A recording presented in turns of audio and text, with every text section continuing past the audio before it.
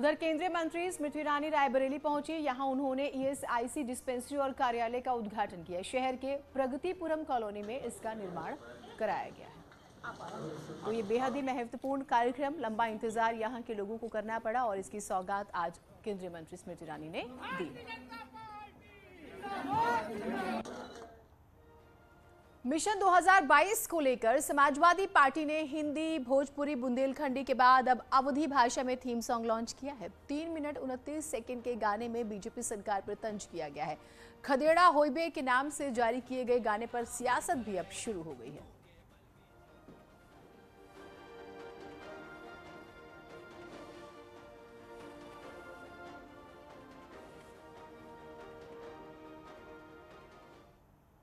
तो हरदोई में आज एसपी अध्यक्ष अखिलेश यादव और अध्यक्ष ओम प्रकाश राजभर एक रैली को संबोधित करेंगे।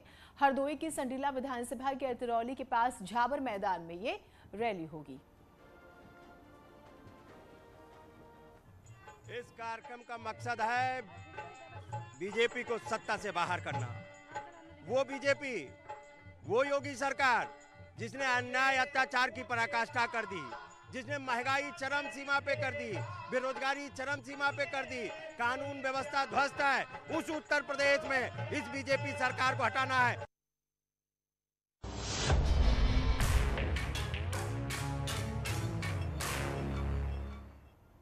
कोरोना के नए वेरिएंट से पूरी दुनिया में दहशत मची हुई है। साउथ अफ्रीका में तेजी से फैल रहे कोरोना का नया वायरस लोगों को अपनी चपेट में ले रहा है, जिसको लेकर यूरोपीय संघ की तरफ से दक्षिण अफ्रीका से हवाई यात्रा को निलंबित किया गया है।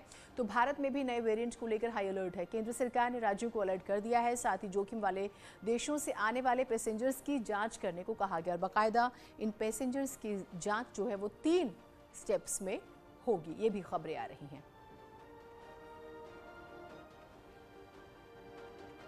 तो नया जो स्ट्रेन आया है या हमें कहें कि नया जो वेरिएंट आया है, ये कई रूप बहुत तेज़ी से बदलता है। और देखिए, इसकी स्थिति को समझते हुए, इसकी गंभीरता को समझते हुए एक बेहद ही हाई अलर्ट मीटिंग की बात करें, सुपर एक्ट हमें कहें कि एक स्टेप उठाने की कोशिश। दूसरी तरफ दिल्ली सरकार भी अब इसको लेकर गंभीर हो गई है और उन्होंने भी जो है सोमवार को एक महत्वपूर्ण बैठक बुलाई है। और ये अब आप लोगों की खुद भी एक बहुत बड़ी जिम्मेदारी हो जाती है कि आप अगर बाहर निकल रहे हैं तो जो बेसिक नॉर्म्स हैं, मास्क, सैनिटाइजर और दूरी, उसको जरूर फॉलो करें। वैसे कोरोना के नए वेरिएंट को लेकर डॉक्टर्स का कहना है कि लोगों को ये समझना होगा कि नए वेरिएंट आते रहेंगे, लिहाजा वैक्सीनेशन बढ़ाने की सख्त जरूरत है। देखो, नए वेरिएंट्स आएंगे, कुछ अच्छे होंगे, कुछ बुरे होंगे। और ये जो नया वेरिएंट है, ये वेरिएंट कहते हैं ज़्यादा ट्रांसमिसिबल है, इसमें म्यूटेशन ज़्यादा हैं, ये न्यूट्रलाइजेशन कम, एंटीबॉडीज से जो है उससे न्यूट्रलाइजेशन कम होती है। तो ये वेरिएंट थोड़ा ज़्यादा सीरियस है, लेकिन वहाँ लोकली अस्पतालों में कितना ज़्यादा बर्डन बनेगा, कितने ज़्यादा सीवियर डिजीज होगी, वो हमें देखने की ज़रूरत है। और वैक्सीनेटेड जो लोग हैं उनमें कितनी सीवियर डिजीज होगी, कितने अस्पताल में जाएंगे। इसके जो की स्पाइक प्रोटीन होते हैं उसमें 30 से ज़्यादा म्यूटेशंस पाए गए हैं। ज़्यादा म्यूटेशन अच्छी बात भी हो सकती है, लेकिन साथ साथ ये खराब बात भी हो सकती है, क्योंकि इम्यून इन्वेजन मतलब हमारी इम्यूनिटी को धोखा देने की प्रवृत्ति इस वायरस में ज़्यादा हो सकती है।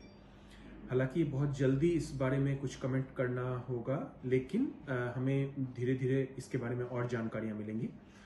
की फैक्टर ये हमेशा रहेगा कि ये वायरस भी सांस की वातावरण से फैलेगा, सांस की नली के थ्रू फैलेगा। तो हमें कोविड एप्रोप्रिएट बिहेवियर रखने की जरूरत है।